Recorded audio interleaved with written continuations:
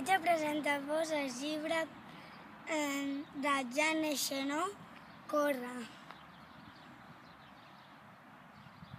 Córrer parla d'Emil Ratajkowski, un corredor molt famós de l'antiga Txecoslovàquia. Va revolucionar l'estil d'entrenar-se a les curses de llarga distància. Va ser el primer que va emprar l'esprint final en aquest tipus de curses. El llibre també xerra de com vivia Emil Ratajkowski sota les dictadures dels nazis i del comunisme a Txecoslovàquia.